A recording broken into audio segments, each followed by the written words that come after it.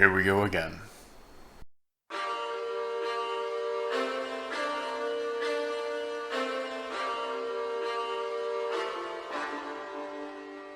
Hi, and welcome back to Method to the Meadness, and if you've read the title or seen the can in my hand, you've probably gathered that I'm doing another Commercial Session Mead.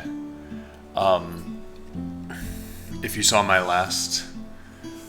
the last session mead that appeared on the channel, you'll know that I was rather harsh, and not to be unfair to the genre of session mead. You know, a lot of the criticism that I levied in that particular video was towards that particular mead and the idea of taking a mead of this low ABV to absolute dryness without back sweetening whatsoever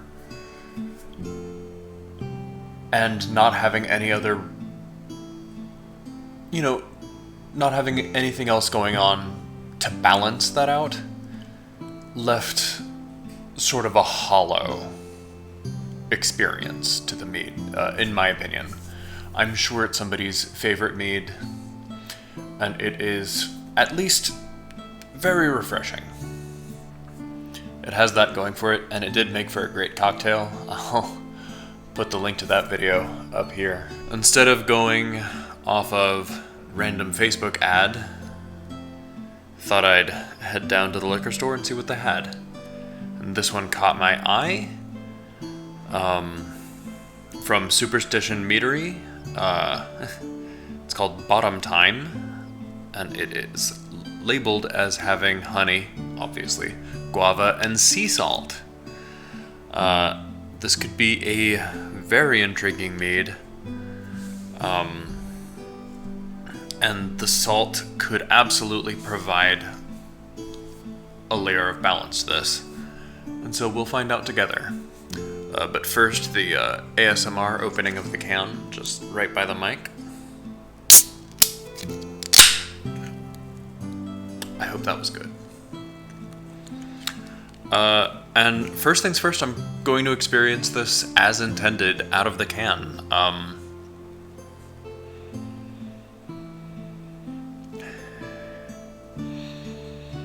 It smells like it might be dry, but I can smell things. It's a step up, actually. The smell on the last one I did was almost blank. Very confusing. At higher ABVs, the honey content in the original must is usually high enough that no matter how dry you get the final mead, it still tastes. It still smells like there's a full punch of honey in it.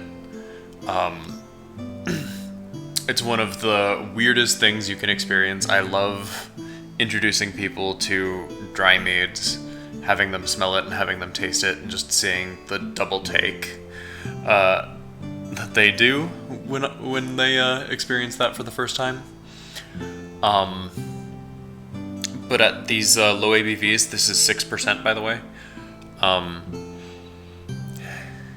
That's not something that you experience when a mead is taken to complete dryness, usually.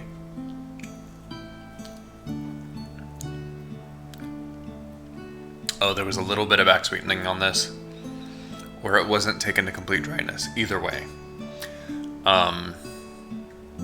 Either they stabilized it where they wanted it, or they back sweetened it after the fermentation. But it is really good. I'm not getting the sea salt on first glance. I'm gonna move it over to the snifter so I can get a better nosing experience and get a look at that color. And it is golden. This is something that I would see on, maybe a blonde ale, something like that. But this is a mead, obviously. The guava smell is pretty prominent. And this may be the first time that a mead smells drier than it tastes. It's a new experience for me, and not an unpleasant one.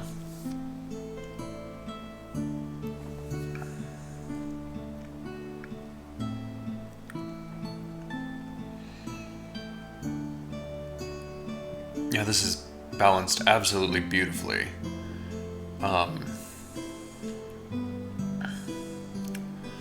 I'm not experiencing much of the sea salt on the palate. It might just be there enhancing the other flavors and not presenting itself as a salty taste.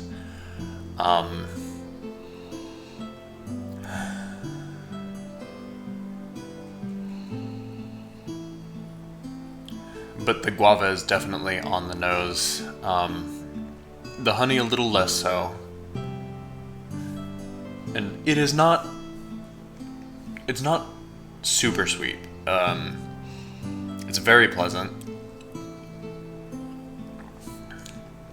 I don't have much of a sweet tooth, so but I would consider this on the semi-sweet to sweet side. Definitely not cloying. I've had meads that just might as well be not fermented with how sweet they are.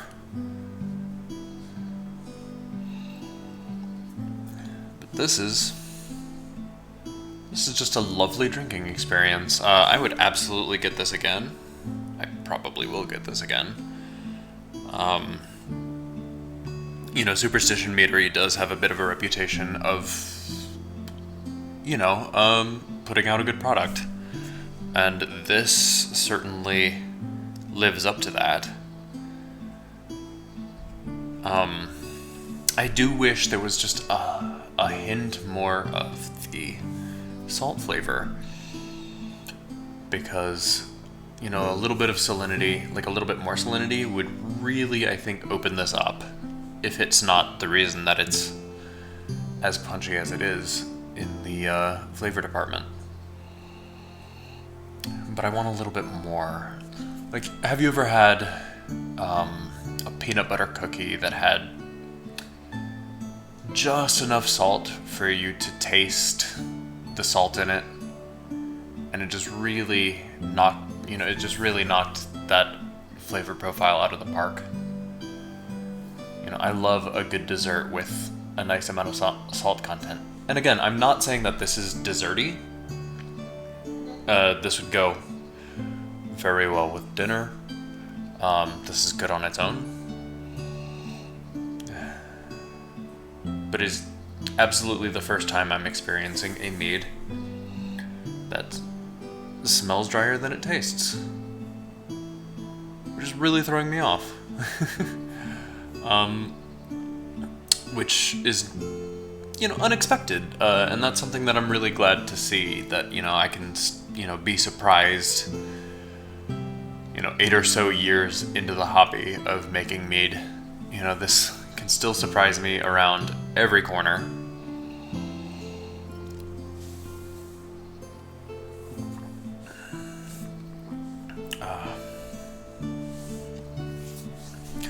In the last video that I reviewed a Commercial Session Mead, I talked about sort of the novelty of the idea of a session mead, especially a drier session mead where it was done on purpose and not an incomplete fermentation, and how this is sort of an ahistorical expression of mead in itself. It's always been sort of this, at least according to a lot of the sources that I read. I could be wrong. I often am. Ask my wife. She will confirm. But from what I read, it seems that mead is typically the drink of aspiration, the drink that of indulgence. honey has always been the most expensive fermentable sugar commonly used in fermentation. That holds true to this day. If you've seen Stillet's follow-up on the mead that he distilled, and you know what, I'll go ahead and link that video up here as well. In the follow-up, he had said that this is something that he would only do if he got the mead, if he got the honey for cheap or free, and which was the case for the honey that he distilled. A friend of his gave him a bucket of honey for free, and that sort of goes along with a lot of the historical viewpoints and ideologies surrounding mead itself. Honey was always expensive. It will continue to be expensive. And so the source materials, being what they are, it always made sense to, swing for the fences when it came to ABV and flavor profile. You wanted to really thrust that honey into the forefront. And especially with the last commercial session mead that I tried, it didn't seem like that was happening. But this one seems to have really struck that balance of dialing back on the amount of fermentable sugar that they put into the fermentation, and still presenting with a honey-forward, fruit-forward, delicious beverage that tastes just as decadent if it was twice as potent.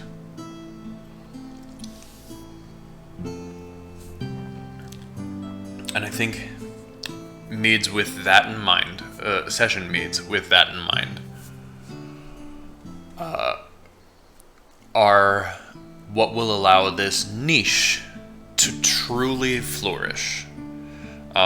Although, keep in mind, this is more expensive than the mead that I tried last time.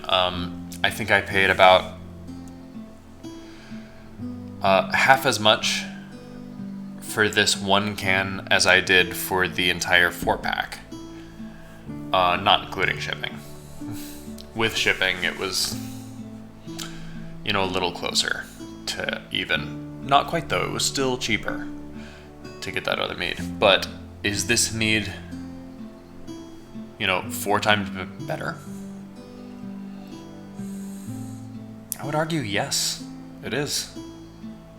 I will not be making a cocktail with you.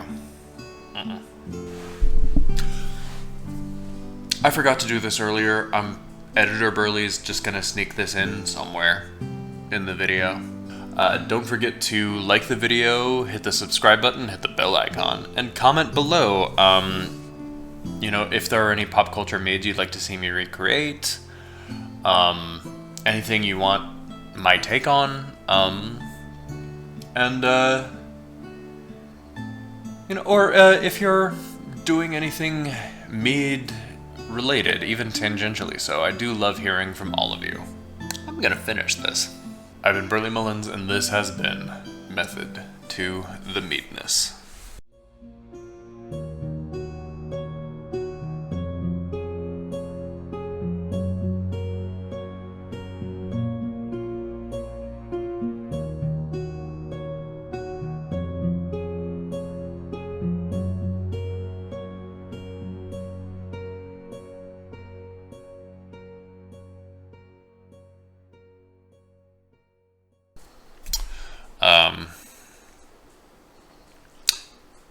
Remember to like, hit the remember. At least I'll have bloopers, right? If I don't have an interrupting Thor segment, at least I have bloopers.